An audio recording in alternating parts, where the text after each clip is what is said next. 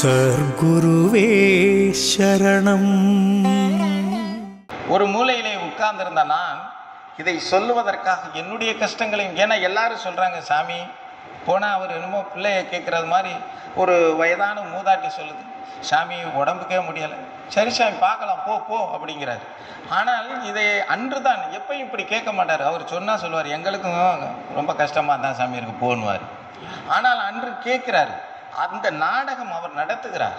உடனே சரி இன்று கேட்கிறார், நாமளும் எந்திரிச்சு நம்ம கஷ்டத்தெல்லாம் சொல்லிட வேண்டியதான், ஏதாவது 2 வார்த்தையாவது சாமிகிட்ட சொல்லிடுவோம்னு சொல்லி அந்த மூலையிலே இருந்து எழுந்தேன். இன்றும் நம்மளுடைய கண்ணிலே நம்மளுடைய சிந்தனையிலே இருந்து மாறாமல் இருக்கக்கூடிய ஒரு சம்பவம். இப்படி எழுந்த உடனே சொன்னார், ஒரு அழகான கெட்ட வார்த்தையை எடுத்தார். ஏய் மயிறு உட்கார்றா, நீங்க சொல்லித்தான் எங்களுக்கு தெரியணுமோன்னாரு. அப்ப இவ்வளவு நேரம் நடந்ததெல்லாம் என்னன்னு கேட்டீங்கன்னா, இந்த வையனும் அப்படிங்கிறதுக்காகவே சாமி நான் செல்ல பிள்ளைகளாகத்தானே இருந்தோம். அப்போ நீங்க சொல்லித்தான் எங்களுக்கு தெரியணுமா அப்படின்னு சொல்லி, நம்ம பக்தர்கள் சொல்லித்தான் தெரியணுமா, ஒரு சீடன் சொல்லித்தான் தெரியணுமா? எம்பெருமானிடம் இன்னொன்று புரிந்து கொள்ளுங்கள், சீடனாக இருந்து கொண்டு நல்லவனாக இல்லாமல் இருந்தால் நிச்சயமாக நீ வஞ்சிக்கப்படுவாய். அந்த பாவங்களிலே இருந்து நீ தப்பிக்க முடியாது.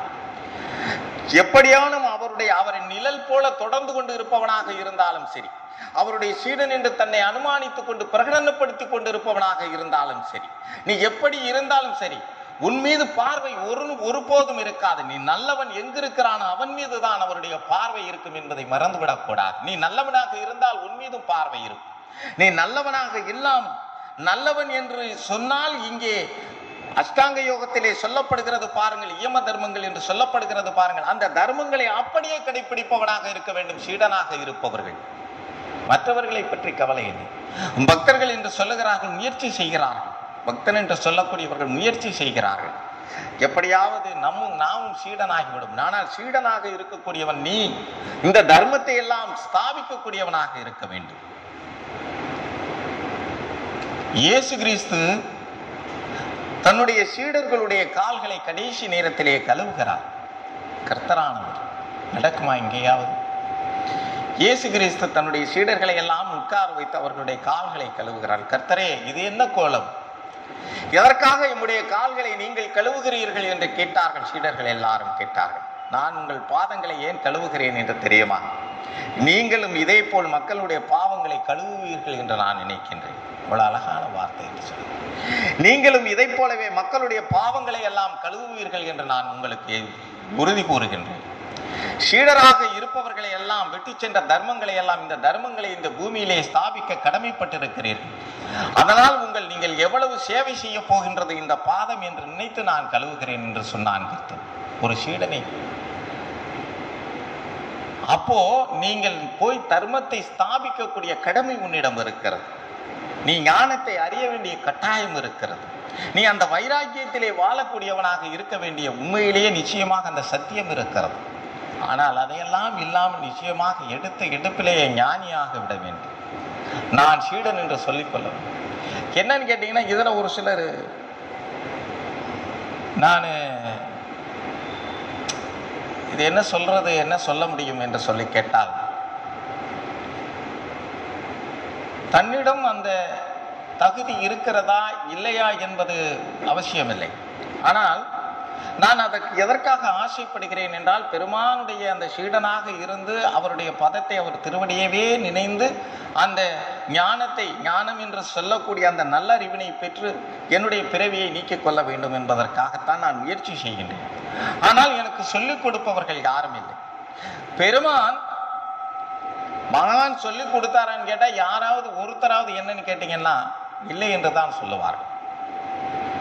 சொல்லிக் கொடுத்தாருங்க, வேணும்னா நான் கற்பனையிலே வேணாம் சொல்லலாம். சாதாரண பார்வையிலே தான் இருந்தார்கள் எல்லோரும் சாதாரண பார்வையிலே இருந்தார்கள். அஞ்ஞானத்தை அழித்து கொள்ள வேண்டும் என்ற ஆவல் அவர்களிடம் இருந்ததா என்றால் எனக்கு தெரியாது.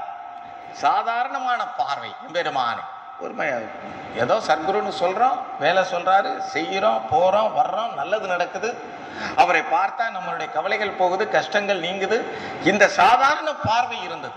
ஆனால் என்னுடைய அஞ்ஞானம் அழிக்கப்படுவதற்காக நான் அவரிடம் அண்டி இருக்கிறேனா, அவரிடம் நான் தங்கி இருக்கிறேனா என்பதை நினைத்தார்களா என்பது தெரியாது. நான் நிச்சயமாக ஒன்றே ஒன்றுக்காகத்தான் பெருமானை சிந்தித்திருக்கிறேன். அது என்னவென்று கேட்டால், நான் என் ஆன்மாவை அறிந்து கொள்ள வேண்டும், நான் என்னை அறிந்து கொள்ள வேண்டும் என்ற வைராக்கியத்திலே இருந்திருந்தால் அவர் என்ன நடத்தினாரோ அதுவெல்லாம் பாடமாக இருந்திருக்கும். ஒரு கல்லை தூக்கி இப்படி போட சொல்லி இருந்தாலும் 1000 விஷயங்கள் அவன் அதிலே கற்றுக்கொண்டிருப்பான். ஒரு முறை வீடை கட்டி இடிக்க சொல்லி இருந்தால் அதிலே 1000 அர்த்தங்களை அவன் தெரிந்து கொண்டிருப்பான். வேத ரகசியங்களை உணர்ந்து கொண்டிருந்திருப்பான். இந்த சுருதி சுமிருதிகள் அத்தனையும் சொல்லக்கூடிய அற்புதமான அந்த விஷயங்களை தெரிந்து கொண்டிருப்பான். ஆனால் அங்கே சாதாரண பார்வை இருந்தது. எம்பெருமானை சாதாரணமாக பார்த்தார். அதனால் என்ன சொல்லிக் கொடுத்தார் கேட்டா, இப்ப என்ன சாமி என்னங்க சொன்னாரா, ஏதாவது உங்களுக்கு உபதேசம் எதுவும் சொன்னாரா? வேண்டுமானால் பிரத்யோகமாக பொய் சொல்லிக் கொள்ளலாம். இப்படி அனுமானித்துக் கொண்டவர்கள், இப்படி அஞ்ஞானத்தை அறுப்பதற்காக முயற்சி எடுத்துக் கொண்டவர், அவர் நடத்திய செயல்கள், அவர் நம்மை கண்டித்த விதம், நம்மிடம் நடந்து கொண்ட விதத்திலே நிச்சயமாக அந்த ரகசியத்தை, ஞான ரகசியத்தை தெரிந்து கொண்டிருக்க வாய்ப்பு உண்டு. ஆனால் நேரடியாக நீ ஒரு முறை பல விஷயங்கள், இந்த வேதங்களில் உள்ள ரகசியம், ஒரு முறையாவது நீ சாமி முக்தி அடையணும்டா சாமி, நீ மோட்சம் அடையணும்டா சாமி, நீ ஆன்மாவை அறிந்து கொள்ளணும்டா சாமி, நீ தன்னை அறிந்து கொள்ள வேண்டும்டா சாமி, ஸ்ட்ரைட்டா நேரடியான வார்த்தைகள் சொல்லி இருப்பார். இல்லை எனக்கு சொன்னார் அப்படின்னு சொன்னால் எனக்கு தெரியல.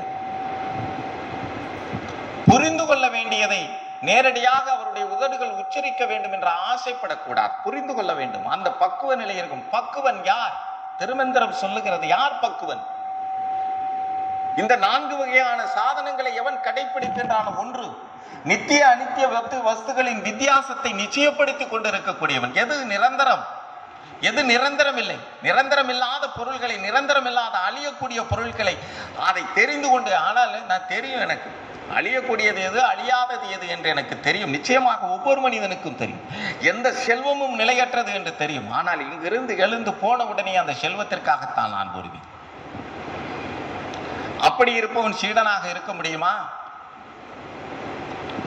எவனிடம் ஞான அனுபூதிக்கான ஏக்கம் இருக்கிறதோ, தான் மரணத்தில் இருந்து எவ்வாறு தப்பித்துக் கொள்ள வேண்டும் என்று நினைக்கின்றானோ, அந்த அளவுக்கான அனுபூதிக்கான ஏக்கம் எவனிடம் இருக்கிறதோ அவனே குருவுக்கு நல்ல சீடனாக இருக்கிறான். விவேகானந்தன் கூறுகிறான். சாக போற நேரத்துல தண்ணிக்குள்ள பிடிச்சு அமுக்குனா, கர்த்தர் சொன்னதை போல தண்ணிக்குள்ள பிடிச்சு மண்டையை அமுக்கணும்னு சொன்னா, அந்த மூச்சு எப்படி திணறி எழுந்திருக்கிறானோ அப்படி இந்த உலக தலைகளில இருந்து, இந்த பற்றில் இருந்து, இந்த அசிங்கத்தில இருந்து எந்திரிக்கணும்னு சொல்லி ஆசைப்பட வேண்டும்.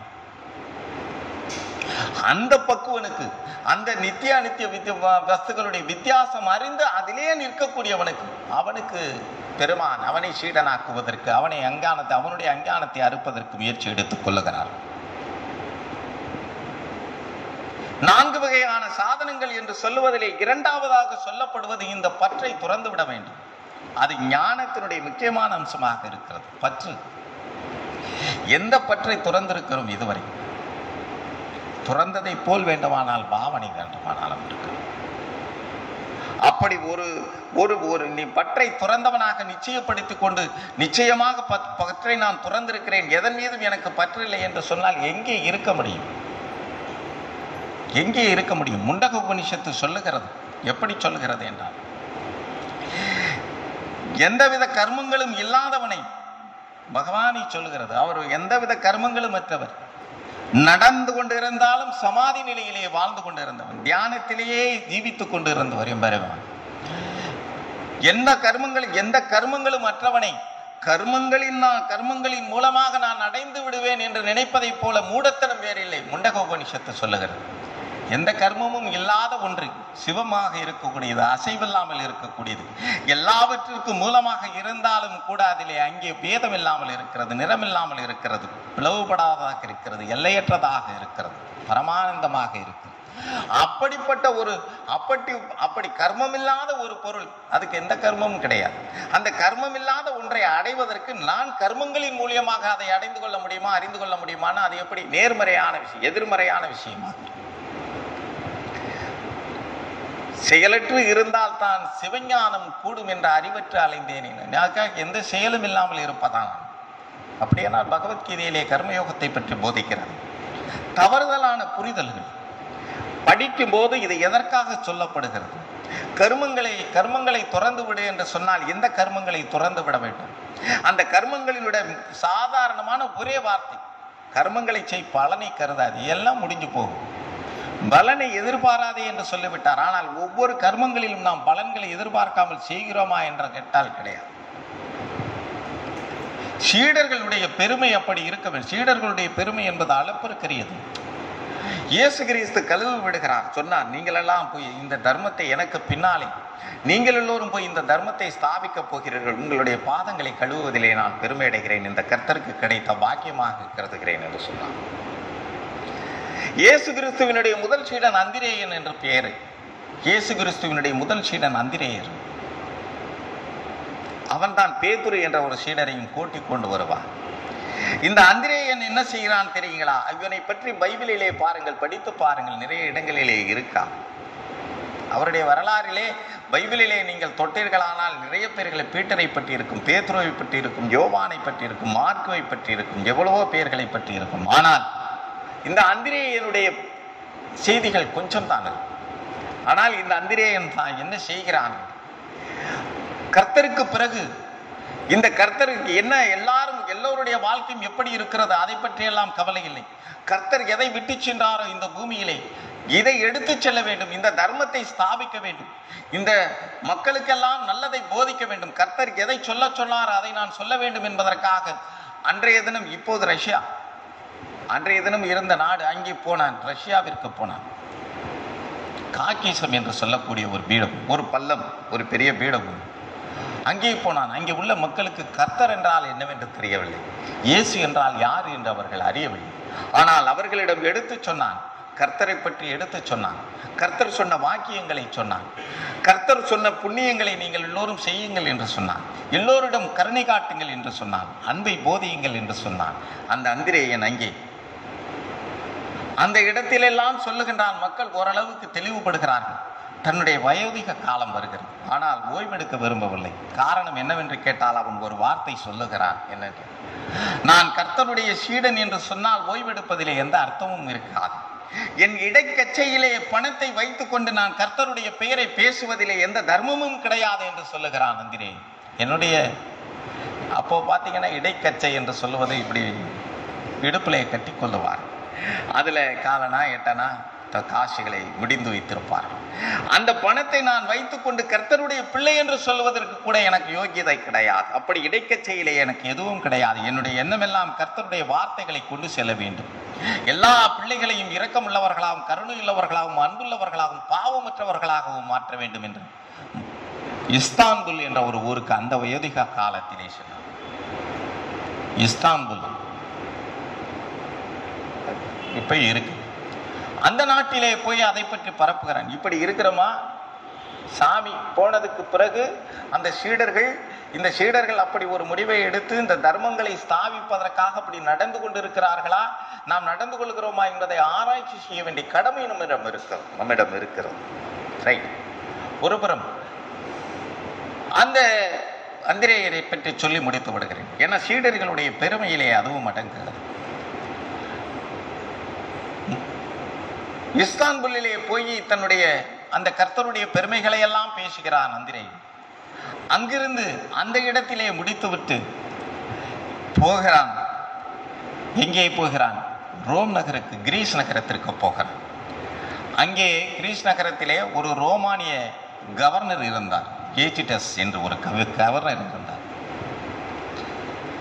இவர் சொல்லுவதை கேட்கின்றார். புதுமையாக இருக்கிறது, மக்கள் எல்லாம் அதன் பால் போகிறார்கள். இது அரசுக்கு எதிராக அமைந்து விடுமோ என்று அவனுக்கு ஒரு அச்சம் ஏற்பட்டு விடுகிறது. என்ன இறைவனுடைய வாழ்க்கையிலே, கர்த்தருடைய வாழ்க்கையிலே என்ன நடந்ததோ அது அப்படியே நடந்தது அந்திரேயனுடைய வாழ்க்கையிலே. இது ஒரு குருவுக்கும் சீடனுக்கும் உள்ள நெருங்கிய அப்படி ஒரு தொடர்பு வாழ்க்கையில். இவர்கள் எல்லாம் ஏன் வருத்திக் கொள்ளுகிறார்கள்? கடைசியிலே நோய்வாய்ப்பட்டு இருக்கிறார்கள் என்று தெரியுமா என்று கேட்டார். ஏன் கடைசியிலே எல்லோரும்?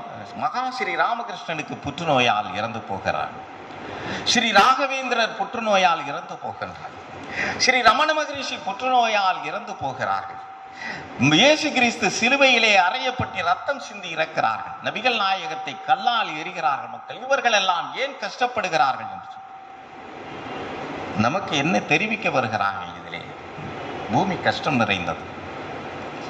இங்கே மரணம் என்ற நோய் மிகப்பெரிய நோயாக இருக்கிறது.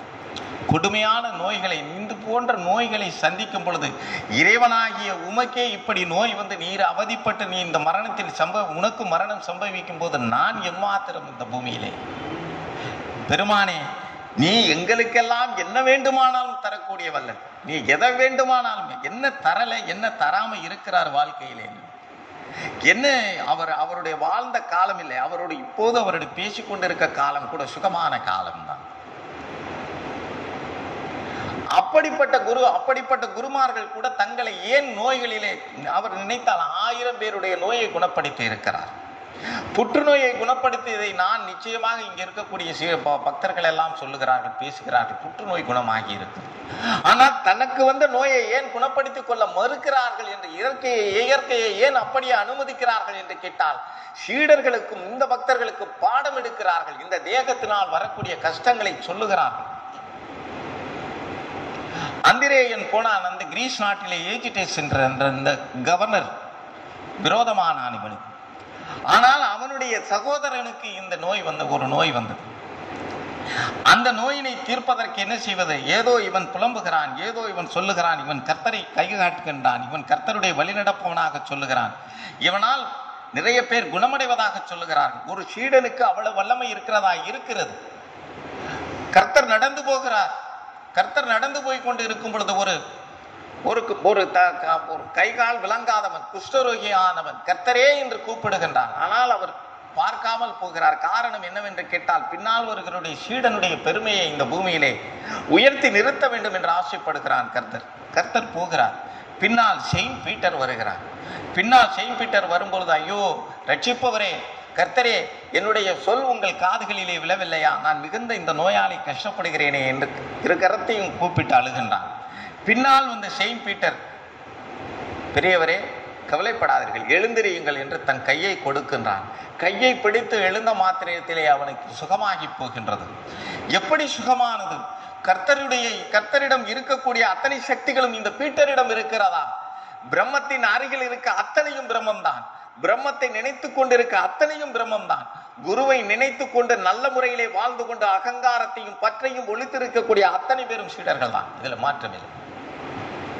அப்போ கேட்டார், எப்படி இப்படி ஒரு அதிசயத்தை நிகழ்த்தினீர்கள் என்று. அவன் சொன்னதுதான், ஐயம் தட் ஐயம், நான் அதுவாக இருக்கிறேன், அந்த பிரம்மமாக இருக்கிறேன், அகம் பிரம்மாம்சி என்று இருக்கிறேன் என்று சொன்னான் செயின்ட் பீட்டர். அப்படி அகம் பிரம்மாம்சி என்று இருக்க வேண்டும் ஒவ்வொரு சீடர்களும். அந்திரேயனுக்கு என்ன நடந்தது? அங்கே குணப்படுத்தினான், தம்பிய சகோதரனை குணப்படுத்தினான். இருந்தாலும் அந்த கவர்னர் கேட்கவில்லை. தன்னுடைய மனைவி கூட, தன்னுடைய சகோதரிகள் கூட இந்த அந்திரேயனை பார்ப்பதற்கு தவிக்கிறார்கள். போகிறது, அவரை பார்க்க வேண்டும், புண்ணியவானை பார்க்க வேண்டும் என்று நினைக்கிறார்கள். ஆனால் கடைசியிலே அவனுக்கு எக்ஸ் வடிவ சிறை, இவருக்கு கூட சிலுவை வந்து பார்த்தீங்கன்னா பிளஸ்ல இருக்கும். அந்திரேயருக்கு எக்ஸ் வடிவ சிலுவையை அறைந்தார்கள், தலைகீழாக அறைந்தார்கள். ஏனென்று கேட்டால், ஒரு மனிதனுக்கு ஒரு 10 நிமிடம் இந்த வானத்தை பார்ப்பதை போல கொடுமை இருக்க முடியாது. தலைகீழாக படுத்து 10 நிமிஷம் வானத்தை பார்த்தான்னா மெண்டலாகி போயிடுவோம், தொங்கிக்கிட்டு தலைகீழா ரத்த ஓட்டம் ஓடும் பொழுது. இப்படி ஒரு புதுவிதமான தண்டனை அந்த காலத்திலே நிறைவேற்றப்பட்டது. அவன் அப்பொழுது இருந்தான். கண்களிலே கண்ணீர் இல்லை, ஓலம் இல்லை. எல்லோரும் கேட்கிறார்கள், உமக்கு துன்பம் ஏற்படவில்லையா இந்த சிலுவையிலே என்று. மக்கள் கூடி நிற்கிறார்கள். இல்லை, ஆகாயத்திலே நான் பார்க்கிறேன், என் கர்த்தர் என் கண்களுக்கு தெரிகின்றான், நான் இப்போதும் அவரையே தான் பார்த்து கொண்டிருக்கிறேன் என்று சொன்னான். அந்திரே இறந்து போனான். எப்படி சீடன் இருக்க வேண்டும் என்பதற்கு, எப்படி சீடர்கள் இருக்க வேண்டும் என்பதற்கு இது ஒரு உதாரணம். புத்த பெருமானிடம் எடுத்துக்கொள்ளுங்கள். புத்த பெருமானிடம் எத்தனையோ சீடர்கள் இருந்தார். பூர்ணா என்று ஒரு சீடன் இருந்தான். புத்த பெருமான் சூனப்பிராந்தம் என்ற ஒரு ஊருக்கு நான் போகிறேன் புத்தரே. புத்தர் என்று சொல்ல மாட்டார்கள். அங்கே மட்டும் பார்த்தீங்கன்னா புத்தரிலே ததாதகரன், ஞான வெள்ளல். அப்படி ஞானத்தை வாரி வழங்கக்கூடியவர்களே அவர்கள் பெருமானே, அவர்கள் பேர் சொல்லி அழைப்பது கிடையாது. பெருமானே நான் போய் வருகிறேன் என்று சொன்னான். எதற்காக என்று கேட்டான் புத்தர். ஒவ்வொரு சீடனுக்கும் இதெல்லாம் எதற்காக சொல்லப்படுகிறது என்று கேட்டால், சீடர்களுடைய பெருமை அவ்வளவுக்கு மதிக்கப்பட வேண்டும். இப்பொழுது நீங்கள் எல்லாம் பெருமானுடைய சீடர்கள் என்று சொல்லிக் கொள்ளுவீர்களானால் நிச்சயமாக உங்களுக்கு தொண்டு செய்ய நான் எல்லாம் இங்கே இருக்கக்கூடிய பக்தர்கள் எல்லாம் கடமைப்பட்டிருக்கின்றோம். அதில் மாற்று கருத்தே கிடையாது. நிச்சயமாக சீடன் என்று யார் பிரகடனப்படுத்தி கொண்டிருக்கிறார்கள் அவர்களெல்லாம் பெருமானுடைய திருவடியிலே நினைத்து கொண்டு இருக்கக்கூடிய எல்லாம் பெருமானுக்கு சமமாகத்தான். ஆனால் அவர்களுடைய அப்படி தைரியம் இல்லை. நான் சொல்லுங்களேன், ஏன் சொல்லுங்க, நான் அவருடைய சீடன் தான், நல்லவனாகத்தான் இருக்கிறேன், பிரம்மத்தை அறியும் முயற்சியிலே தான் இருக்கிறேன், பிரம்மமாகத்தான் வாழ ஆசைப்படுகின்றேன், அகம் பிரம்மாம்சி என்று தான் வாழ்கின்றேன். சொல்லுங்கள், ஏன் தைரியம் இல்லை? இன்னும் எத்தனை காலம்தான் இன்னும் போக வேண்டி இருக்கிறது? காலமே. இந்த சூனப்பிராந்தம் என்ற ஒரு இடத்திற்கு நான் போக வேண்டும் பெருமானே என்றான். சொன்னார் பூரணா, அந்த ஊரிலே அவ்வளவு படித்தவர்கள் இல்லை, கொடுமைகள் அதிகமாக நடந்து கொண்டிருக்கிறது, நீ அங்கே எதற்காக போகின்றாய் என்று கேட்டான் புத்த பெருமான். அழகான வார்த்தையை சொன்னான் பூரணன். எந்த இடத்திலே பாவங்கள் அதிகமாக இருக்கிறதோ பெருமானே, அந்த இடத்திலே தான் அதை போய் சரி செய்ய வேண்டிய அவசியம் இருக்கிறது. இது நீங்கள் சொன்னது தானே. அந்த மக்களைத்தானே நாம் குணப்படுத்த வேண்டும். அவர்கள் இப்பொழுது அகம்பாவம் என்ற நோய்களிலே அவதிப்பட்டு கொண்டிருக்கிறார்களே, அவர்களை நான் சரிப்படுத்த போகின்றேன், உன் பிள்ளையாக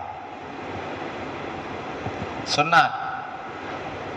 அவர்கள் உன்னை இழிவான வார்த்தைகளிலே பேசுவார்கள் தெரியுமா என்று கேட்டான். ரொம்ப அற்புதமான. நீ என்ன செய்வாய் என்று கேட்டான் புத்தன். எல்லாரும் உட்கார்ந்து இருக்கிறார்கள். காரணம் என்னன்னா, சீடனை நிரூபிக்க வேண்டும். அந்த கடமை குருவிற்கு இருக்கிறது. ஒரு சீடனை உயர்த்தி பிடிக்க வேண்டிய கடமை, இவன் என் சீடன் என்று சொல்லாமல் சொல்லி பகிரங்கப்படுத்த வேண்டிய கடமையும் குருவிடம் இருக்கிறது. அவர்கள் உன்னை இழிவாக பேசுவார்கள், என்ன செய்வாய் என்று கேட்டான்.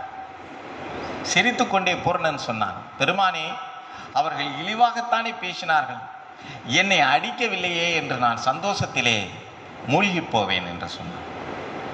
உடனே புத்தன் மீண்டும் கேட்கின்றான், சரி, ஒருவேளை அவர்கள் அடித்து விட்டார்களானால் என்ன செய்வாய் என்று கேட்டான். அடித்துத்தானே விட்டார்கள், என்னை காயப்படுத்தவில்லையே என்று நான் சந்தோஷப்பட்டுக் கொள்ளுவேன், மீண்டும் என்னுடைய பணியை செய்வேன், அவர்களுக்கு உம்முடைய வார்த்தைகளை எடுத்து சொல்லுவேன் என்று சொன்னான். ஒருவேளை உனக்கு காயப்படுத்தி விட்டார்கள் என்றால் நீ என்ன செய்வாய் என்று கேட்டான்.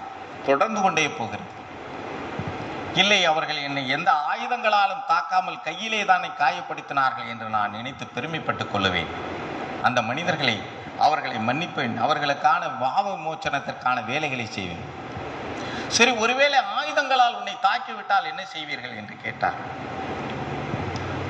என்னை கொல்லவில்லையே என்று நான் ஆனந்தப்படுவேன் குருவே, இன்னும் இறக்கவில்லையே, அது போதுமானது என்று சந்தோஷப்படுவேன் என்று சொன்னார். ஒருவேளை உன்னை கொன்று விட்டார்கள் என்றால் என்ன செய்வாய் பூரணா என்று கேட்டான். எம்பெருமானுடைய வார்த்தைகளையும் எம்பெருமானுடைய சக்தி நிறைந்த அந்த போதனைகளையும் அவர்களிடம் சொல்லிவிட்டேன் என்பதனால் எனக்கு முக்தி பதம் கிடைக்கும் என்ற பேரானந்தத்திலே இந்த உயிரை துறந்து விடுவேன் புத்த பெருமானே. அப்படியே கட்டி தழுவிக்கொண்டான் புத்தன்.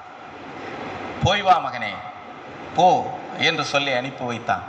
சீடர்கள் என்றால் ஒரு பொறுப்பு இருக்கிறது. எல்லாவற்றையும் மன்னிக்கக்கூடிய தன்மை இருக்க வேண்டும், களங்கமில்லாத அன்பு இருக்க வேண்டும்.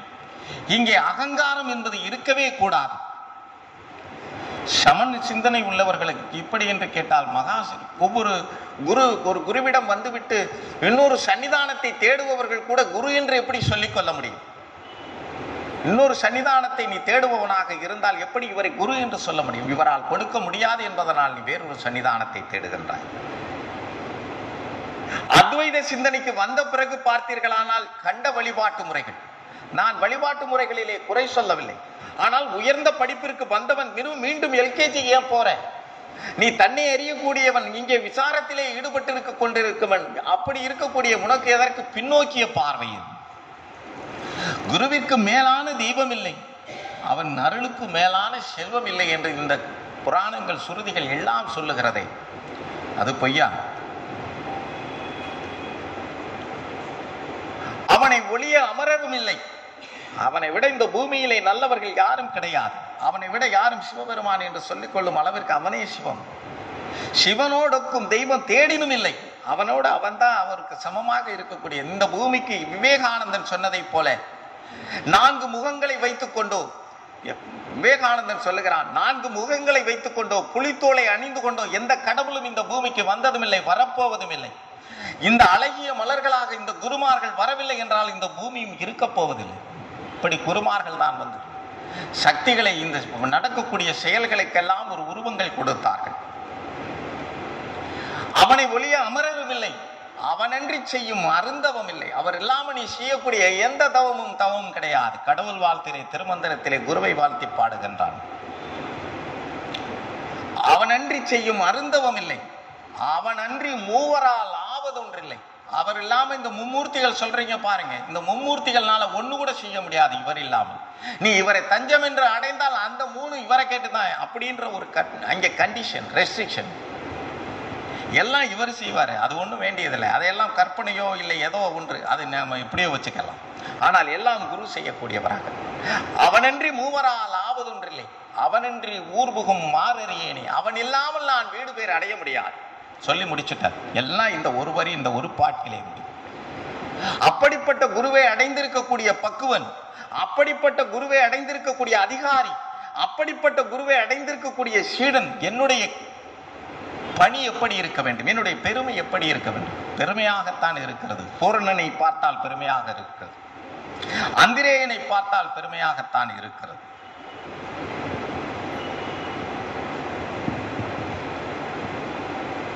ரமண மகரிஷியிடம் இருந்தார்கள் எத்தனை சீடர்கள் பார்த்தீங்கன்னா, ஒரு டேபிள் இருக்காதுமே இருக்கு. எத்தனையோ சீடர், நிறைய சீடர்கள் இருந்தார்கள். காவியம் கண்ட கணபதி, எல்லா சாஸ்திரங்களையும் படித்து தேறியவர் இந்த கணபதி ஐயா. எல்லா சாஸ்திரங்களையும் நல்ல விற்பனர், எல்லா வேதங்களுடைய எல்லா உட்பொருளையும் அறிந்து வைத்திருந்தார் கணபதி. எம்பெருமானை வந்து சந்திக்கிறார் பகவான் ராமகிருஷ்ண ரமண மகரிஷியை சந்திக்கின்றார். சந்தித்து, நான் எல்லா வேதங்களில் உள்ள எல்லா விஷயங்களும் தெரிந்திருந்தாலும் கூட என்னிடம் எந்த விதமான முன்னேற்றமும் இல்லை, காரணம் என்ன என்று கேட்டார்.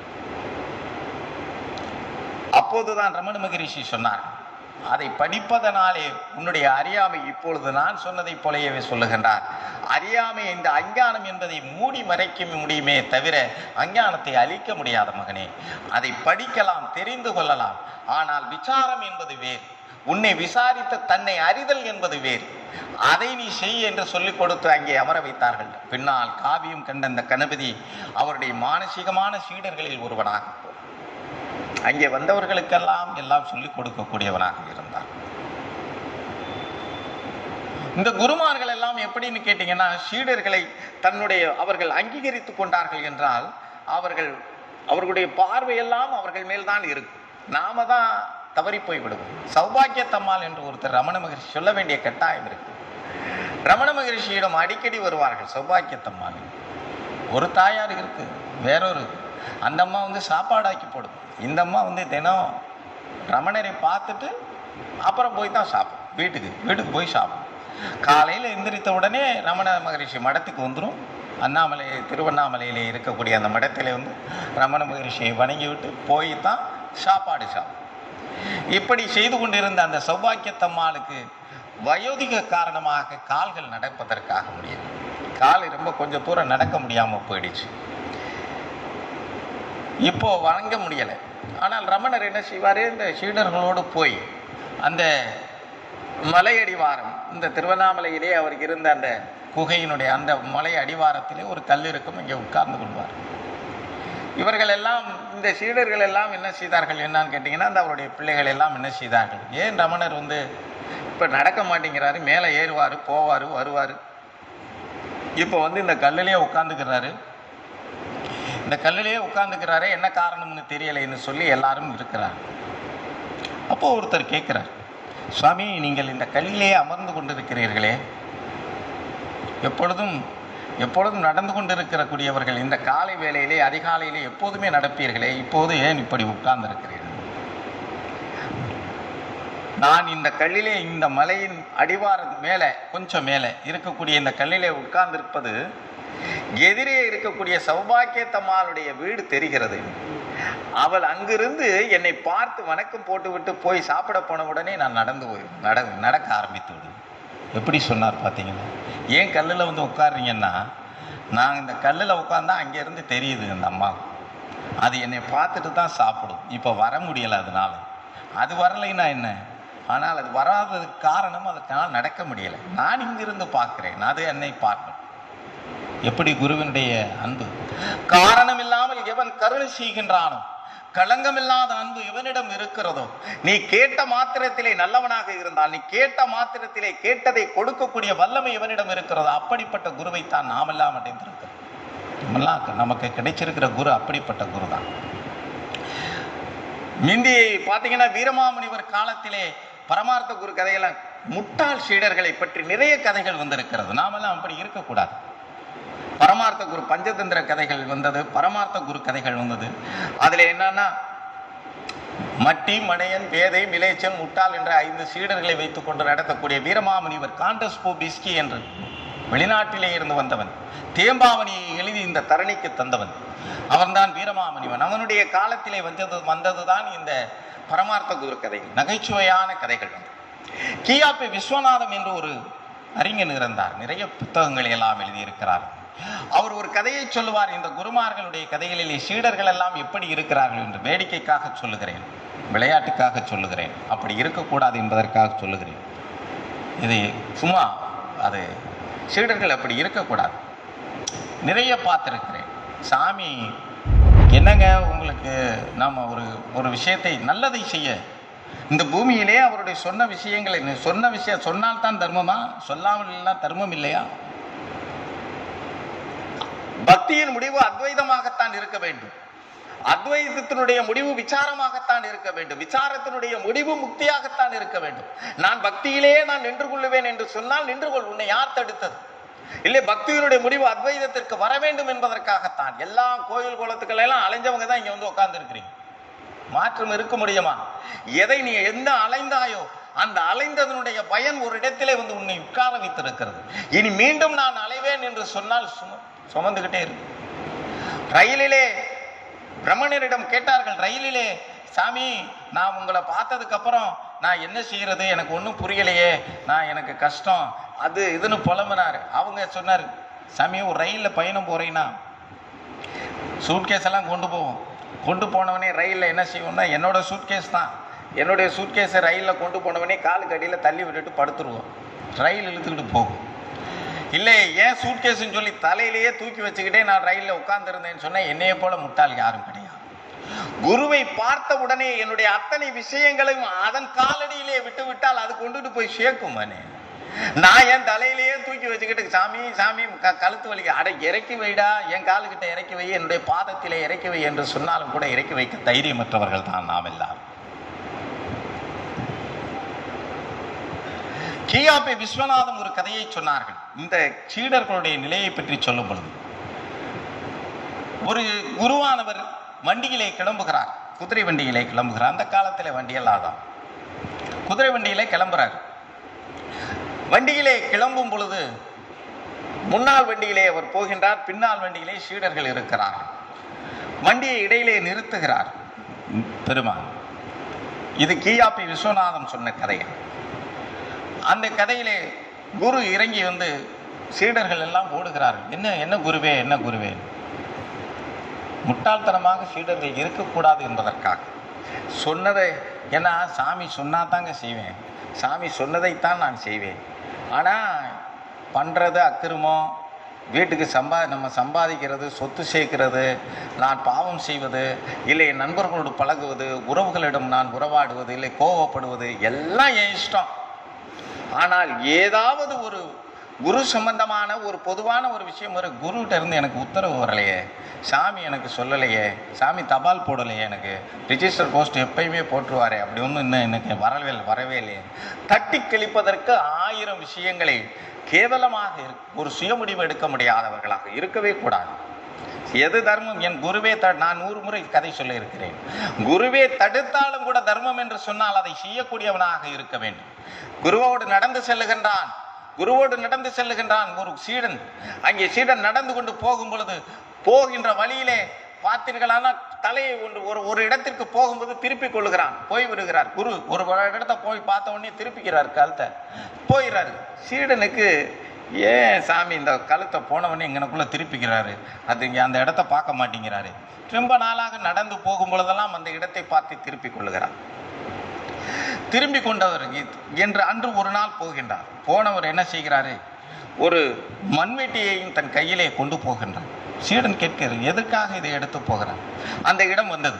எந்த இடத்துல போய் திரும்பிக்கிறாரோ அந்த இடம் வந்தது. உடனே ஒரு பள்ளம் இருக்கிறது. அந்த பள்ளத்திலே மண்ணை இழுத்து போட்டு மூடுகிறார். மூடி விட்டு வாடா அப்படின்னு சொல்லி கூட்டிட்டு போறார் சீடன். ரொம்ப சந்தேகம், சாமி என்னதான் செய்யறீங்க, வர்றப்பெல்லாம் திரும்பிக்கிறீங்க, திரும்பிக்கிட்டு அப்புறம் இப்போ போய் அந்த இடத்துல கொஞ்சம் மண்ணை போட்டு மூடுனீங்களே என்னன்னு. இல்லையப்பா, அந்த இடத்திலே தங்கம் இருக்கிறது, தங்கம் நிறைய இருக்கிறது அந்த இடத்திலே. அது என் கண்ணிலே எனக்கு அந்த சிந்தனை அந்த இடத்திலே வரும்போது அது என்னுடைய ஞாபகம் வருகிறதுனால அதை முழிக்க வேண்டாம், அதை பற்றி சிந்திக்க வேண்டாம் என்று நான் திரும்பிக் கொள்ளுகிறேன். இப்போது மண்ணை போட்டு மூடி இருக்கிறேன், அந்த இடம் வந்தாலும் அதை பார்க்கக்கூடாது என்று சொல்லி மூடி இருக்கிறேன். சீடன் விலகி ஓடியே போயிட்டான் அந்த குரு. நீ எனக்கு குருவாகவே இருக்க முடியாது என்று சொல்லிவிட்டான். ஏன் சொன்னான்? குரு என்னடா வரல 2 நாள் கழிச்சு, உனக்கு தங்கம் என்ன என்று தெரிகிறது, தகரம் என்றால் என்ன என்று தெரிகிறது. ஆனால் இங்கே அப்படி இல்லை. எந்த பொருளுக்கும் பேதம் எவனிடம் இல்லையோ, எந்த மனிதர்களிடமும் பேதம் இல்லையோ, எல்லாம் பிரம்மமாகத்தானே. இங்கு உட்கார்ந்து இருக்கக்கூடிய அத்தனையும் பிரம்மமாகத்தான் இருக்கு. பால் பிராண்டன் போய் உட்கார்ந்தானே அங்கே திருவண்ணாமலையிலே, ஒரு வெள்ளையன் போய் உட்கார்ந்துகிறான். கருப்பர்கள் இருக்கிறார்கள், பூரா இந்திய தேசத்து பிள்ளைகள். ஆனால் ஒரு வெள்ளையன் அந்த காலத்துல ஒரு ரோட்ல போனா, ஒரு ஆங்கிலேயன் போனான்னா உடனே ஒரு கூட்டமே பார்க்கும், இந்த வெள்ளைக்காரன் போறான் அப்படின்னு சொல்லிட்டு அந்த காலத்திலே. ஆனால் அவர் கண்ணிலே வெள்ளையன் படவில்லை, வெள்ளையாக தெரியவில்லை. இங்கே நம்மளுடைய பகவானுடைய சன்னிதானத்திலே என்னன்னு கேட்டீங்கன்னா, காலையில இருந்து அவர் சொன்ன சொல்லை கேட்டு நாயா உழைச்சிருப்போம். அவர் அள்ளி போட சொன்ன கல்லையெல்லாம் அள்ளி போட்டிருப்போம், கூட்ட சொன்னதையெல்லாம் கூட்டிருப்போம், எல்லாம் செய்திருப்போம்.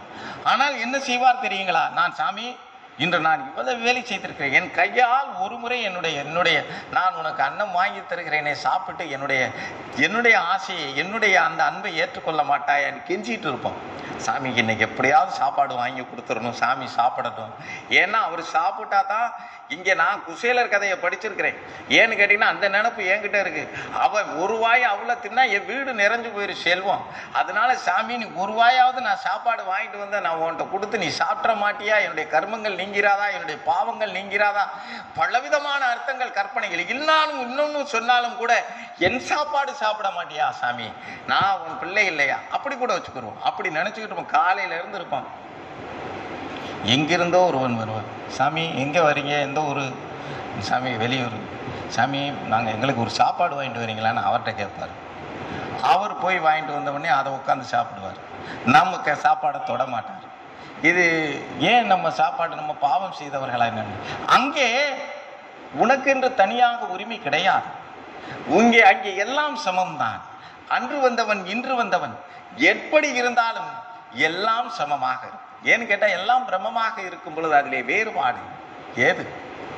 பிரம்மம் என்றால் என்ன அர்த்தம்? என்ன இங்கே பார்த்தீர்களானால் ஆதிசங்கரன் ஒரு முறை சொல்லுவான், ஏன் இந்த விசாரம் செய்யக்கூடியவர்கள், தன்னை அறியக்கூடியவர்கள் எல்லாம் பக்தி செலுத்துவது கிடையாது, போய் நின்று சாமி கும்பிட்டுக்கிட்டே இருக்கிறது கிடையாது. ஏதாவது ஒரு மூலையில் போய் முடங்கி அப்படியே தியானத்தில் இருக்கிறான்.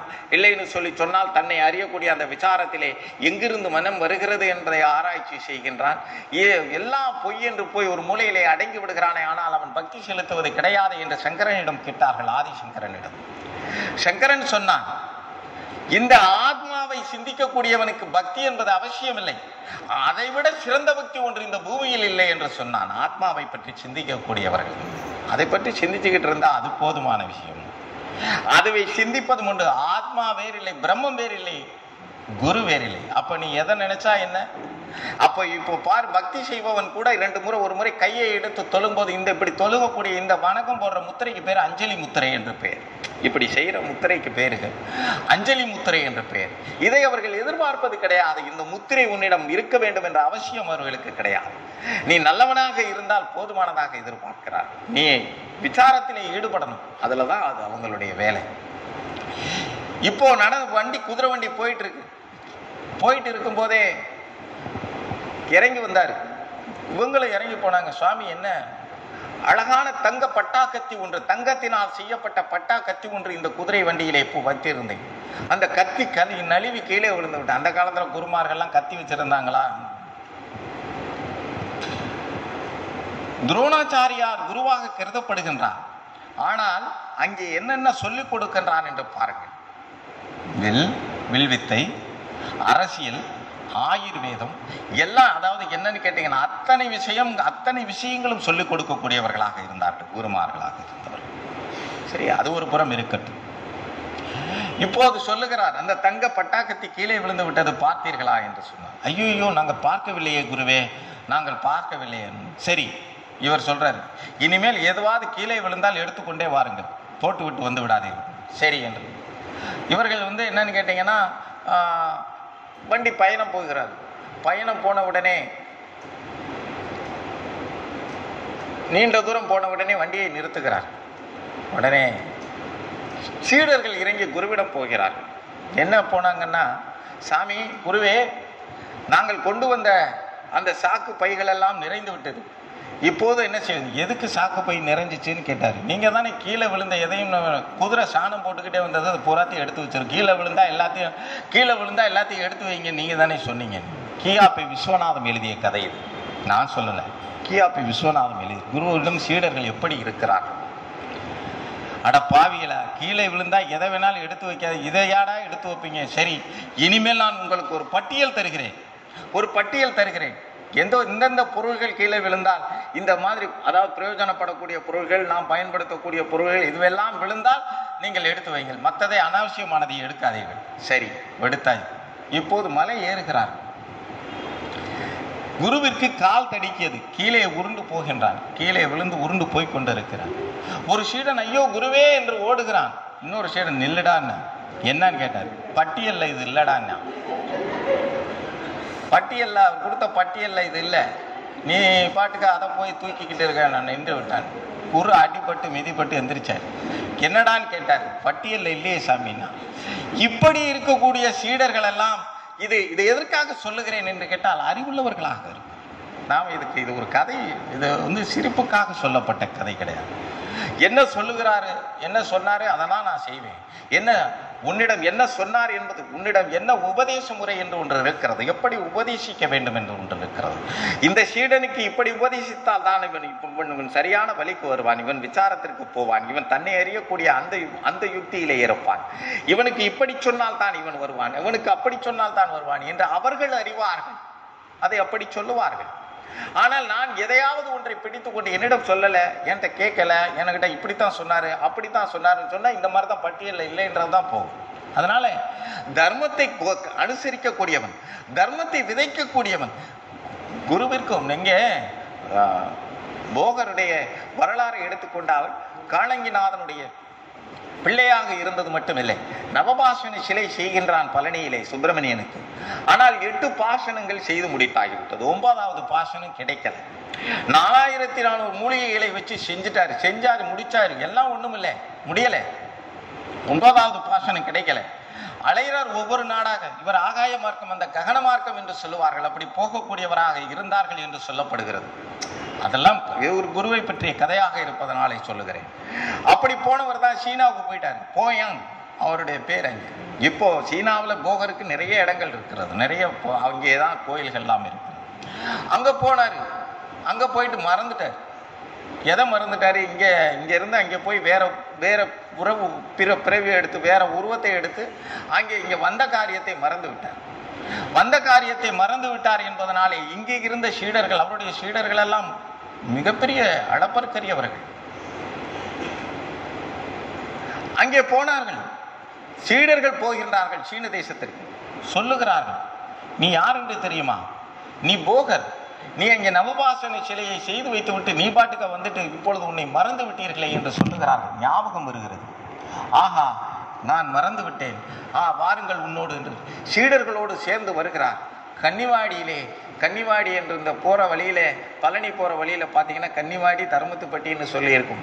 சாமி போகாத வழியே கிடையாது. அந்த கன்னிவாடி என்ற ஊர்ல அந்த மலைச்சரிவிலே மலையிலே போய் அமர்ந்து கொஞ்ச நாள் தவம் இருக்கிறான். என்ன பழமையை ஞாபகத்திற்கு கொண்டு வர வேண்டும் என்று போக பெருமான். அந்த போகன் ஞாபகத்திற்கு சீடர்கள் உடன் இருக்கிறார்கள். சீடர்கள் எல்லாம் எப்படியாவது குருவை குருவாக அழைத்து செல்ல வேண்டும் என்ற கடமையிலே இருக்கிறார்கள். இரவு பகலாக அவனை கண்காணிக்கிறார்கள். இரவு பகலாக அவருக்கு ஒத்தாசையாக இருக்கிறார்கள். இப்போது புரிந்து கொண்டான். அதன் பிறகு போகின்றான்.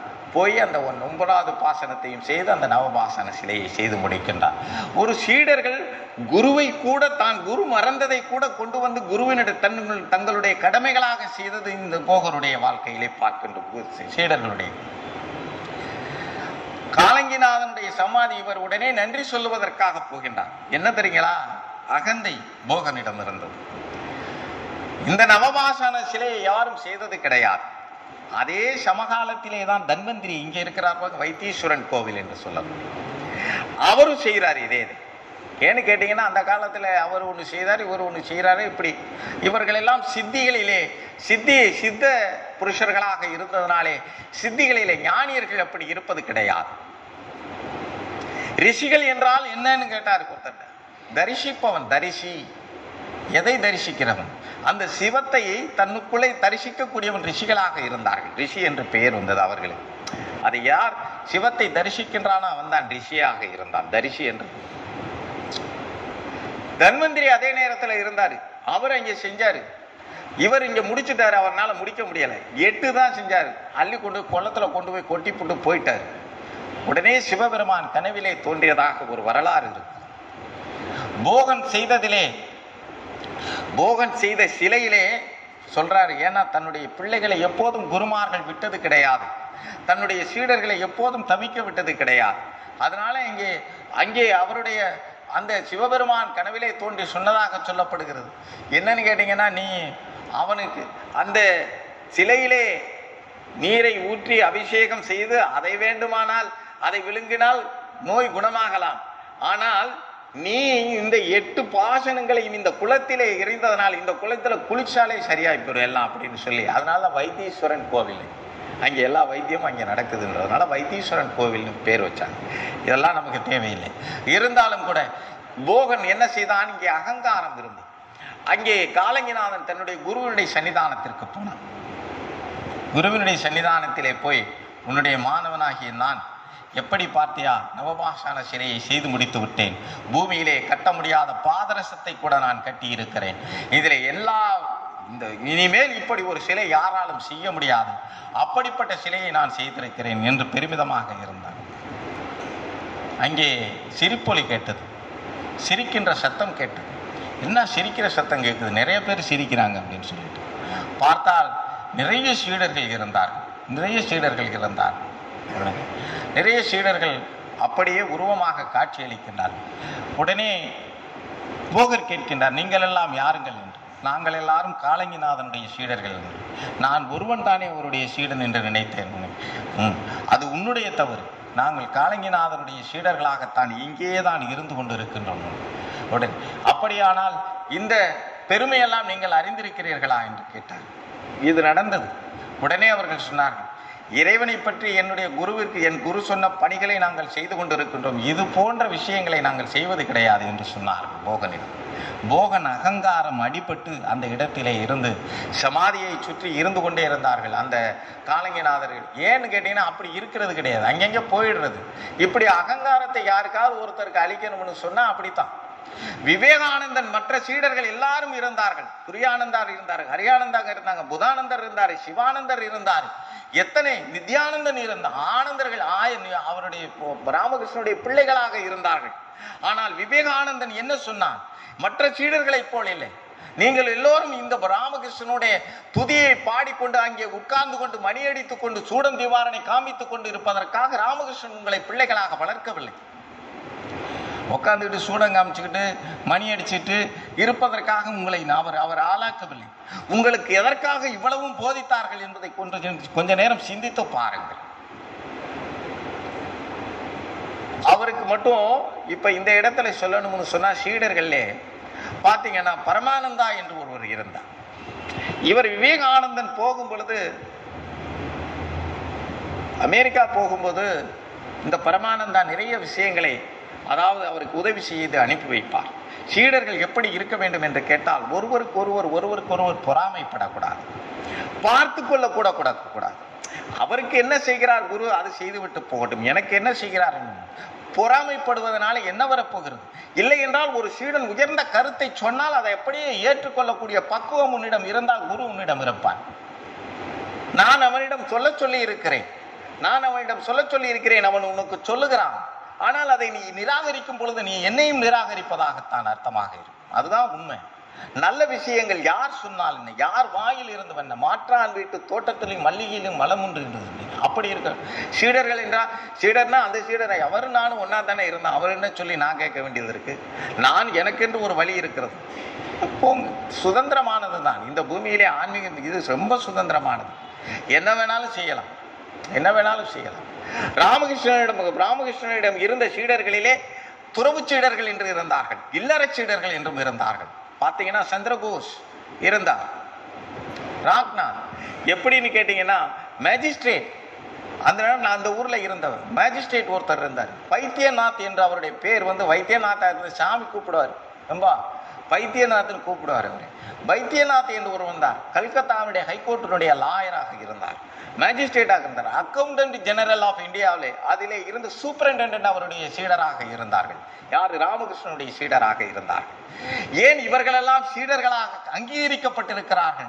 இல்லறத்திலே, வேலையிலே, எதிலே இருந்தாலும் கூட ஞானத்திற்கு அதுவெல்லாம் தடையல்ல என்று நிரூபித்து காண்பித்தவர் ராமகிருஷ்ணன். அப்படி இல்லற சீடர்கள், இல்லறத்திலே இருப்பவர்களுக்கும் இது ஒன்றும் தடை கிடையாது. இல்லறத்திலே இருந்தால் என்ன, நல்லவனாக இருப்பதற்கு எது தடையாக இருக்கிறது? எங்கே இருந்தாலும் தடையில்லை. அழகாக நிறைய தடவை நான் சொல்லி இருக்கிறேன். படகு தண்ணீரில் எங்க வேணாலும் போய்கிட்டே இருக்கட்டும், தண்ணியை உள்ளுக்குள்ள அனுமதிக்க வேண்டாம், அவ்வளவுதான். தண்ணியை உள்ளுக்குள்ள அனுமதிச்சேன்னா இந்த உலக வாழ்க்கையை உனக்குள்ள உள்ளுக்குள்ள தூக்கி போட்டேன்னா அவ்வளவுதான். அது ஏதோ வந்தோம், என்னுடைய கடமை, எனக்கு இறைவன் கொடுத்திருக்கிறான் குழந்தைகளை காப்பாற்ற சொல்லி, எனக்கு இறைவன் ஒரு நியதியை செய்திருக்கிறான், மனைவி மக்கள் உறவுகளை பேணச் சொல்லி. அது அவருடைய காரணமாக, அவருடைய சொல்லாக, அவருடைய வேண்டுகளாக, அவருடைய கட்டளையாக செய்கிறேன். எனக்கும் குருவுக்கும் தான் பந்தம். சொன்னபடி அவர் என்னை பார்த்துக் கொள்ளுகிறார், என்னை கவனித்துக் கொண்டே இருக்கிறார். அவருடைய திருவடியை சேருவதுதான் என்னுடைய எண்ணமாக இருக்கிறது. அப்படி இருக்கணும். குருவை அவ்வளவு உயர்வாக கருத வேண்டும். ராமானுஜர், மகாஸ்ரீ ராமானுஜர் காவிரியிலே குளித்து விடும்போது, எப்போதும் குளிக்க போகும்போது ஒரு விக்கிரகத்தை கொண்டு போவார். பெருமாளுடைய விக்கிரகம், ஸ்ரீரங்க பெருமாளை போல ஒரு விக்கிரகம். அது ஒரு பெட்டியில வரும். இந்த ஒரு பெட்டியில கொண்டுகிட்டு வருவாங்க. இவர் அந்த காவிரியிலே, அந்த தண்ணியிலே அந்த பெருமானை குளிப்பாட்டி அந்த பெட்டிக்குள்ளே அந்த விக்கிரகத்தை வைத்து அவர் நடந்து போவார். ராமானுஜர் போகும்போது இந்த விக்கிரக பெட்டியும் போகும். பின்னால் சீடன் வந்து கொண்டு இருந்தான். இவர் ஆத்துக்குள்ள மண்ணில் செருப்பு போட முடியும். செருப்பு போட முடியாம, செருப்பு ஏன்னா மண்ணில் நீங்க நடந்தா செருப்பு என்ன ஆகும் தெரியும், மண்ணு உள்ள போய்க்கணும். இவர் இந்த 2 காலணிகளையும் கலட்டி சீடன் கையிலே கொடுத்தார், இதை நீங்க கொண்டுகிட்டு வாப்பான்னு சொல்லி. ஆற்றை கடந்துட்டார்கள். கடந்த உடனே ராமானுஜர் திரும்பி பார்த்தார், சீடனை பார்த்து செருப்பை வாங்கலாம். இவன் அந்த விக்கிரக பெட்டி மேல அந்த செருப்பை வச்சு தலையில தூக்கிட்டு வந்தான். விக்கிரகம் உள்ளே இருக்கிறது, தலை பெட்டிக்கு மேலே இருக்கிறது. கேட்டாரு, ஐயோ பெருமாள் மேலே நீ இப்படி செருப்பை வச்சுட்டு வரலாமான்னு கேட்டார். பெருமாள் ஒன்றும் எனக்கு பெரியவர் இல்லை. அடிச்சான் ஒரு அடி. பெருமாள் ஒன்றும் எனக்கு பெரியவர் இல்லை குருவே, உம்மை விட எமக்கு பெரிதாக இந்த உலகத்திலே எதுவுமே இல்லை என்றான் சொன்னான். எது சரியாக இருந்தது? அவன் சொன்னது சரி. இன்று வரை பேசப்படுகின்றான். எனக்கு நீ உள்ளுக்குள்ள இருக்கிற விக்கிரகம் இருக்கிறது, உனக்கு வேணா பெருமாளா இருக்கலாம், எனக்கு நீதான் எல்லாம், எனக்கு குருவே நீதான் சகலமும். அதனால் நான் தெரியாமல் செய்தேனே, நான் தெரியாம தான் வச்சேன். ஆனாலும் கூட நீ சொல்லுவதை போல அந்த விக்கிரகம் எனக்கு ஒன்றும் உயர்வில்லை, உன்னுடைய திருவடி எனக்கு உயர்வானது என்று சொன்னான். ராமானுஜருடைய கதையிலே இது இருக்கிறது. ராமானுஜருடைய கதையிலே இருக்கிறது. அவருக்கு குரு யார் தெரியுங்களா? திருக்கோஷ்டியூர் நம்பி என்று சொல்லக்கூடிய ராமானுஜருடைய குருவை பற்றி யாருக்கும் தெரியாது. திருக்கோஷ்டியூர் நம்பி என்று ஒரு குரு இருந்தார். அவர்தான் ராமானுஜருடைய குரு. ஒரு முறை என்னன்னு கேட்டீங்கன்னா, ராமானுஜரை விஷம் வைத்து கொல்லுவதற்கான சூழ்ச்சி நடந்து கொண்டிருக்கிறது. ஏனால் ராமானுஜர் பார்த்தீங்கன்னா நிறைய சீர்திருத்தங்களை கொண்டு வர முயற்சி செய்தார். தாழ்ந்த ஜாதி பிள்ளைகளை கூட, சூத்திரர்களை கூட அனுமதிக்கக்கூடிய கட்டாயத்திற்கு அந்த சிந்தனைக்கு வந்தார். அதை ஏற்றுக்கொள்ளாத சிலர், பிரபுபாதா பாத்தீங்கன்னா இன்னைக்கு இஸ்கான் மூவ்மெண்ட், அதாவது கிருஷ்ண இயக்கம் என்று சொல்லக்கூடிய அந்த மூவ்மெண்ட்டை ஆரம்பிச்ச பிரபுபாதா 1977 தன்னுடைய சீடன் கையாலே விஷமருந்தி இறந்தான். சீடர்கள் எல்லாம் எப்படி இருக்கணும்? குருவை விஷ வச்சு கொள்றது. இயேசு கிறிஸ்துவை ஒரு சீடன் காண்பித்து கொடுத்தான். சீடன் தான் காண்பித்து கொடுத்தான். இங்கே திருக்கோஷ்டியூர் நம்பி வருகிறார், கேள்விப்பட்டார். அவருக்கு தெரிகிறது, நம்மளுடைய பிள்ளை ராமானுஜனை கொல்லுவதற்கு சதி நடக்கிறது, நான் உடனே போக வேண்டும் என்று சொல்லி வருகின்றார். ஆற்றை கடக்க வரும்பொழுது ராமானுஜனுக்கு தகவல் தெரிந்து விடுகிறது. திருக்கோஷ்டியூர் நம்பி வந்துகிட்டு இருக்கிறார், உன்னுடைய குரு வந்து கொண்டிருக்கிறார். ஓடுகிறார் ராமானுஜன். போய் என்னவென்று கேட்டால், சுடுகின்றது மணல், ஆற்று மணல் சுடுகிறது. ஆனால் குருவை அங்கு பார்த்த உடனே சாஷ்டாங்கமாக, குருவை பார்த்த மாத்திரத்திலே என்ன செய்ய வேண்டும், தன்னை அர்ப்பணித்தார். இங்கே ஒன்றுமில்லை, எல்லாம் நீதான் அப்படின்னு சொல்லி சாஷ்டாங்கமாக விழுந்தார். எழுந்திருக்கவில்லை. நம்பியார் நிற்கிறார், நம்பியாண்டவர் நின்று கொண்டே இருக்கிறார், எழுந்திருக்கல. ராமானுஜரின் பின்னாலே நிறைய சீடர்கள் ஓடினார்கள், நிறைய சீடர்கள் ஓடினார்கள். ஓடுறாங்க, ராமானுஜருடைய சீடர்கள் எல்லாம் ஓடுறாங்க. ஆனால் இவர் அவருடைய குருவை பார்த்த உடனே சாஷ்டாங்கமா கீழே விழுந்தார். கீழே விழுந்தவர் எழுந்தரிக்கவில்லை. நம்பி உட்கார்ந்து நின்று கொண்டே இருந்தார். குரு சொல்லும் வரை எழுந்தரிக்க மாட்டேன் என்று வைராக்கியத்திலே, எந்திரிடா மகனேன்னு சொல்லணும். சாமி இப்படிட்டே உட்கார்ந்துருப்பா, இங்க இருறா சாமி, நாங்க இந்த கணக்கம்பட்டி வரைக்கும் போயிட்டு வர்றோம்டான்னு கிளம்புவாரு. சரி சாமி, ரொம்ப பவ்யமா, சரிங்க சாமி, போயிட்டு வாங்க சாமி. சாமி அந்த முக்கு திரும்பி இருக்க மாட்டார். அவருக்கு முன்னாடியே நான் கணக்கம்பட்டியில் நம்ம எல்லாம் போய் கணக்கம்பட்டி. ஏன்னு கேட்டீங்கன்னா, அவரை நம்ம வந்ததே அவரை பார்க்கத்தான். அவர் சொல்லுவார், இவரை சொல்லிக்கிட்டே தான் இருப்பார். நம்ம இனிமேல் வர்றாரோ வரலையோ, இல்லை கணக்கம்பட்டியிலே தங்கிடுறாரோ, இந்த கவலை உனக்கு எதுக்கு, இந்த கவலை உனக்கு எதற்காக? ஒரு பார்த்தீங்கன்னா, ஒரு சோல்னா பை போட்டு ஒருத்தர் சாமிகிட்ட வந்தார். எல்லாருக்கும் தெரிஞ்சிருக்கும், அவருடைய பெயரை நான் மறந்துட்டேன், மணிசாமி இருந்தாங்கன்னு. ஒரு கிட்டத்தட்ட ஒரு 20 நாள் தான் சாமிகிட்ட இருந்தார். நல்ல பக்குவ நிலையான, என்மேல் மிகவும் பிரியமுள்ள ஒரு மனிதன். இப்போது எங்கு இருக்கிறான் என்று எனக்கு தெரியவில்லை. அவர் என்ன செய்தார்ன்னு கேட்டீங்கன்னா, அதிகம் பேச மாட்டார். சாமி என்ன சொல்றாரோ அந்த வேலையை செய்துட்டு அங்கே இருப்பார். ஒரு நாள் சாமி என்ன செஞ்சாரு, இரவு கோம்பப்பட்டியில இந்த கொட்டகை போடுவோம். அன்னைக்கு கொட்டகையும் கிடையாது, அந்த கூரையும் கிடையாது. சாமி நீ இங்கேயே இரு, நாங்கள் போயிட்டு வந்துடுறோம், இங்கேயே இருக்கியா சாமின்ட்டார். அவர் இருக்கிறேன் சாமின்னு சொல்லி நாங்கள்லாம் போயிட்டோம். சாமி அடுத்து கோம்பப்பட்டிக்கே போகலாம். நான் ஒரு 2-3 நாட்கள் கழித்து கணக்கம்பட்டியில் சாமி இருக்காங்க. கணக்கம்பட்டிக்கு போன உடனே அவனுக்கு பாடம் எடுத்தாரா, எனக்கு பாடம் எடுத்தாரா, இல்லை யாருக்கு பாடம் எடுத்தாருன்னு சொல்ல முடியாது. ஓ லட்சணம் இவ்வளவுதான், அவன் லட்சணம் அவ்வளவுதான். வா 3 நாள் கழிச்சு போனவனே, சாமி எல்லாத்தையும் தூக்குங்க, எல்லாரையும் தூக்குனாரு, வாங்கின நடந்தார். கோம்பப்பட்டி போனான். கோம்பப்பட்டி போனால் அந்த மனிதன் உட்கார்ந்து இருக்கிறான். நான் போன உடனே சாமி வந்த உடனே அவர் சாமியை கும்பிட்டு, ரொம்ப மெலிந்த தேகமாக இருந்தார், மெலிஞ்சு போயிருந்தார். தாடி எல்லாம் 2-3 வளர்ந்துடும். 2-3 நாள்லேயே ரொம்ப அசதி ஆயிட்டார். அப்போது சாமி, என்ன சாமி எல்லாத்தையும் இறக்கி வச்சுட்டு, எல்லாத்தையும் எடுத்து வைங்கடா. எடுத்து வச்சாச்சு, வேலை நடக்க போகுது.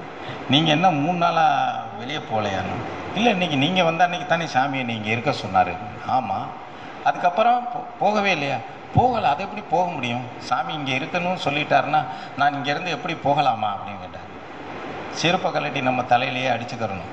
என்னன்னு கேட்டால், சரி இதுக்கு மேலே பேசுனா நம்மளுக்கு தான் மரியாதை. நான் என்ன சொல்லிட்டேன், ஐயோ இவ்வளவு பெரிய பக்தியா? உண்மையிலே அவன் என்ன சொன்னார் தெரியுங்களா? ஒரு 2 நாள், சாமி நீ படித்த பாடம் போதும், போய் வா மகனே என்னார் சாமி. போதும் 15 நாள்னு. வைராக்கியம் உள்ளவனுக்கு, வைராக்கியம் உள்ளவனுக்கு, குருவின் பெருமை அறிந்தவனுக்கு, குருவினுடைய சாநித்தியத்தை உணர்ந்தவனுக்கு என்ன எவ்வளவு, ஒரு வினாடி போதும். அப்படி ஒரு வினாடி போதும். எல்லாம் பொய் என்று நினைத்த மாத்திரத்திலே பெருமானுடைய திருவடியை சரணடைந்து விடு. சரணம் என்று சொன்னா போதும். சொன்னா போதுமா? டெய்லி எனக்கு மூச்சுக்கு பிடிச்ச கேடு, சர்க்குருவே சரணம், சர்க்குருவே சரணம்னு மூச்சுக்கு பிடிச்ச கேடு தான் சரணம்னு சொன்னேன். சரணடைவது என்பது என்ன? அதுதான் சொன்னேன். உள்ள பொருளுடன் உடன் ஆவியுடன் ஈகுக என்று சொன்னாரே, அதை உடனே நான் தத்தம் செய்ய வேண்டும். பெருமானே, என்னுடைய வாழ்வில் நடக்கக்கூடிய அத்தனை சோதனை வந்தா என்ன சாமி இப்படி சோதிக்கிற, சந்தோஷம் வந்தா கேட்கறதில்ல. இப்படியெல்லாம் நம்ம பேசி பழகினவங்க தான். சாஷ்டாங்கமாக விழுந்தான். இப்பொழுது அங்கே திருக்கோஷ்டியூர் நம்பி எந்திரிக்க சொல்லல. ஏன்னு கேட்டீங்கன்னா, அவர் இப்பொழுது விஷம் வைத்து கொல்ல உன்னை முயற்சி செய்கிறார், உன்னை காப்பது எப்படி? எந்திரிக்கல. உடனே ஒரு சீடன் போனான், திருக்கோஷ்டியூர் நம்பியை பார்த்தான். என்ன கொடுமை இது, அழகிய மாலையை, இப்படி அற்புதமான ஒரு அற்புதமான மாலையை இந்த சுடுவெயிலில் போட்டு நீங்கள் கருக்கலாமா, இது என்ன நியாயம் சுவாமின்னு சொல்லிட்டு குருவை தன் கையாலே தூக்கினான். ராமானுஜரை தன் கையாலே தூக்கினான். தூக்கி மேலையில இருக்கிறது மண்ணையெல்லாம் தட்டினார். தட்டின உடனே நம்பியை திட்டின உடனே ராமானுஜர் பார்க்கிறார், என் குருவை நீ திட்டுகிறாயா, என்கிட்ட நீ இருக்க, என் குருவை நீ திட்டுறியேன்னு சொல்லி பார்க்கிறாரு. நம்பி சிரித்தார். நம்பி சிரித்தார். என்ன தெரியுங்களா, நான் நம்பி வந்தது நடந்தது ராமானுஜா, இவனை நம்பி நான் உன்னை ஒப்படைத்து விட்டு போகின்றேன். இவன் இருக்கும் முறை உனக்கு யாரும் விஷம் வைக்க முடியாது. இவனை நம்பி போகிறேன் என்று நம்பி போனார். ஏன்னு கேட்டீங்கன்னா, கொஞ்ச நேரம் நீ வெயில்ல படுத்திருக்கிறது கூட அவனால் பொறுக்க முடியாத சீடனாக இருக்கிறான். உனக்கு விஷம் வைக்க ஒரு நாளும் விட மாட்டான், அவன் பார்த்துக் கொள்வான், போறேன் அப்படின்ட்டு திரும்பி போனார். சீடர்களுடைய இதிலே இந்த குருமார்கள் சீடர்களை அப்படியெல்லாம் எதற்காக ஆதரிக்கிறார்கள், அதுதான் நான் சொல்லி இருக்கிறேன். இந்த பூமியிலே சீடு என்ற விதைகளாக நீங்கள் இருக்க வேண்டும். நீங்கள் இந்த நிறைய விஷயங்களை செய்ய காத்திருக்க வேண்டும். திருமழிசை ஆழ்வாருடைய கதையிலே இருக்கிறது, நிறைய கதையா தான் சொல்லிக்கிட்டே இருக்கும். திருமழிசை ஆழ்வார் என்று சொல்லி, திருமழிசை ஆழ்வார் பெரிய ஆழ்வார். அவர் பார்த்தீங்கன்னா வேறு குலத்திலே, பிராமண குலத்திலே பிறக்காமல் பிறந்து இந்த பெருமாளை, இந்த அற்புதங்களை எல்லாம் இந்த பூமியிலே நிகழ்த்தியவர் அவர் ஆழ்வார்கள். திருமழிசை காஞ்சிபுரத்திலே இருக்கின்றார். காஞ்சிபுரத்திலே ஜெகநாத பெருமாள் கோவில் என்று ஒரு கோவில் இருக்கிறது காஞ்சிபுரத்திலே. அந்த ஜெகநாத பெருமாளை வணங்கி கொண்டு அங்கே இருக்கிறார். அவரிடம் ஒரு சீடன் இருந்தான், பேர் கனிக்கண்ணன். பேர் கனிக்கண்ணன். அழகான கவிதைகளை எழுதுவான், நல்ல கவிதைகள் எழுதக்கூடியவன். திருமழிசை ஆழ்வார் அவனை பாடச் சொல்லி கேட்பார். திருமழிசை ஆழ்வாரை பாடுவார். அவர் இவனை பாட சொல்லி பாடுறான்னு சொல்லிட்டு பாட சொல்லி கேட்பார் ஜெகநாதனை பற்றி. இந்த கனிக்கண்ணன் என்ன செய்கின்றான், பாடல் போடுது. அரசருடைய பிரதிநிதிகள் எல்லாம் அந்த கோவிலுக்கு வந்து போகும்போது இவனுடைய பாடல்களை கேட்டு மதிமயங்கி போகிறார். மன்னனிடம் சொல்லப்படுகிறது, இப்படி ஒருவன் திருமழிசை ஆழ்வாருடைய சீடன் ஒருவன் இருக்கிறான், நல்ல பாடல்களை பெருமாளை பற்றி பாடுகிறான், அற்புதமாக கவி எழுதுகிறான், அவனை இங்கே அழைத்து வாருங்கள், சினிமா நடந்த மாதிரி எனக்கு ஒரு பாடலை அவனை எழுத சொல்லுங்கள் என்று சொல்லி கனிக்கண்ணனை கூட்டி சென்றார்கள். சால இனிய கனி அவன் பேர், அவனை சொல்லுகிறார்கள். அப்படித்தான் போற்றுகிறது புராணங்கள் எல்லாம். அவனை கூட்டிட்டு போனா, என் குருவினுடைய கட்டளை இல்லாமல் என் குருவுக்கு தவிர நான் வேறு யாருக்கும் பாட்டு எழுதுனதும் கிடையாது, நான் பாட போறதும் கிடையாதுன்னு சொல்லிட்டான். ஏன் ஜெகநாதன் வந்து சொன்னால் என்ன செய்வாய் என்று கேட்டார். யார்? இறைவன் ஜெகநாத பெருமாள், எந்த பெருமாள் சொன்னாலும் சரி, என்னுடைய திருமழிசை ஆழ்வார் என்னுடைய குரு சொல்லாமல் நான் செய்வது கிடையாது, உண்மை பற்றி எழுதவும் முடியாதுன்னு சொன்ன உடனே இவனை தேசாந்திரம் செய்யுங்கள், இவனை வந்து நாடு கடத்துங்கள்னு சொல்லிட்டான். இவனை நாடு கடத்தி விடுங்கள் என்று சொன்னார். நாடு கடத்துவதற்கான தயாரான சூழ்நிலையிலே சிப்பாய்கள் எல்லாம் வந்தார்கள். திருமழிசை ஆழ்வார் பார்த்தார், என் சீடன் இல்லாத இடத்தில் எனக்கு என்ன வேலை, என் சீடனுக்கு ஒரு இந்த இடத்திலே இடமில்லை என்றால் எனக்கும் இடம் தேவையில்லை, நானும் கிளம்புகிறேன் என்று கிளம்பியவர் ஜெகநாதனை திரும்பி பார்த்தார், பெருமாளை பார்த்தார். ஆழ்வார்களுடைய கதை புராணம், ஸ்மிருதி வேறு சுருதி வேறு. நான் சீடர்களுடைய பெருமைகளுக்காக சொல்லுகிறேன் இதை. ஜெகநாதனை திரும்பி பார்த்தான். நாகப்பாம்பிலே, இந்த பெரிய அந்துதல் நாகத்திலே படுத்திருக்கக்கூடிய பெருமாளே, நான் போயிட்டா உன்னைய கவனிக்க இங்க ஆள் இல்லை, நானே போகும்போது உனக்கு என்ன இங்க வேலை இருக்கு, இப்படியே தான் நடக்கிறது, உன்னு இந்த நாகப்பையை சுருட்டி கொண்டு என்னோடு வா அப்படின்னு சொன்னார். ஜெகநாதனும் கிளம்பிட்டார், பெருமாளும் கிளம்பி விட்டார். ஊர் மக்களுக்கு அறிகுறி தெரிகிறது, என்னன்னு கேட்டா ஏதோ அசம்பாவிதம் நடக்கிறது. ஊர் மக்கள் எல்லாம் என்னன்னா, ஆழ்வாரை போகாதீங்கன்னு சொல்றாங்க, என் சீடன் இல்லாமல் நான் இங்கு இருக்க முடியாது, அவன் இல்லாமல் நான் இங்கு இருக்க முடியாது என்று சொல்லிவிட்டான். அப்படிப்பட்ட உடனே அரசன் வந்து விட்டான். வந்துவிட்டு மன்னிப்பு கேட்கின்றான். நீங்க போயிட்டா இந்த கோயில் அவ்வளவுதான், எல்லாம் அவ்வளவுதான், நீங்க எப்படி, நான் உனது சீடனிடம் நடந்து கொண்ட விதம் தவறு, அதற்கான மன்னிப்பை கேட்கின்றேன், நீ பெருமாளை மீண்டும் ஸ்தாபிப்பீராக, பெருமாளை இங்கே இருக்க சொல்லுங்கள், நீங்களும் இருங்கள் என்று சொல்லி கேட்டதாக வரலாறு இருக்கிறது. காரணம் என்னன்னா, சீடனுடைய பெருமை எப்படி, சீடர்களை உயர்த்துவதற்காகவே இந்த குருமார்கள் தன்னை விட அவர்கள் என்னன்னா ஒருபடி அந்த சீடர்களை உயர்த்தி காண்பிக்க வேண்டும். சட்டைமணிநாதன் இருந்தான், தன்னுடைய சட்டைமுனிநாதனுடைய சீடன் பாம்பாட்டி சித்தர். பாம்பாட்டி சித்தர் என்னன்னு கேட்டீங்கன்னா பாம்பு பிடிச்சுக்கிட்டு திரிகிறாரு. அப்போ அவர் நிறைய பாம்புகளை எல்லாம் பிடிச்சுக்கிட்டு அலையும் போது இந்த காடுகளிலே தவம் செய்து கொண்டு இருந்த பத்திராயிருப்பு பக்கத்தில் இருக்கிற இதுல சட்டைமுனி இருக்கிறார். அவர் தவம் செய்து கொண்டு இருக்கிறார். இவர் பாம்பு பிடிக்க போறார். பாம்பு பிடிக்க போனவனை கூப்பிடுங்க, வாடா, என்னடா பாம்பை பிடிச்சுக்கிட்டு திரியிறே, ஆனா உனக்குள்ள ஒரு பாம்பு இருக்காடான்னு கேட்டார். குண்டலினி சக்தியை பற்றி அதை பற்றி போதித்தார், சொன்னார். உலகம் நிலையில்லாதது. இதை பற்றி சொன்ன மாத்திரத்திலே பட்டினத்தார் காதற்ற ஊசியம் என்ற ஒரு வார்த்தையை கேட்டுவிட்டு தான் அப்படி ஞானம் அடைந்தார். அதை போலவே பாம்பாட்டி சித்தர் சட்டைமுனியுடைய வார்த்தையை கேட்டான், மகிழ்ந்து போனான், அப்படியே இருந்தான். ஆனால் அவரை விட சட்டைமுனி எவ்வளவு தூரத்திற்கு பேசப்படுகிறாரோ தெரியாது. பாம்பாட்டி சித்தருடைய இன்னைக்கு புகழ் இந்த உலகம் எல்லாம் இருக்கிறது. ஒரு சீடனுடைய கடமை என்னவாக இருக்கிறது? குருவினுடைய பெருமையை சொல்ல வேண்டியவனாக இருக்கிறது. குருவினுடைய பெருமைகளை அப்படி போற்றக்கூடியவனாக சொல்லக்கூடியவர்களாக இருக்க வேண்டும் நாம் எல்லாரும். 8 மணி ஆயிடுச்சு. நாம் இன்னும் நிறைய பேசலாம். இது அடுத்த வாரம் வேணா தொடரலாம். சாமி போயிட்டு வாங்க, அடுத்த வாரம் பார்க்கலாம். சர்க்குருவே சரணம்.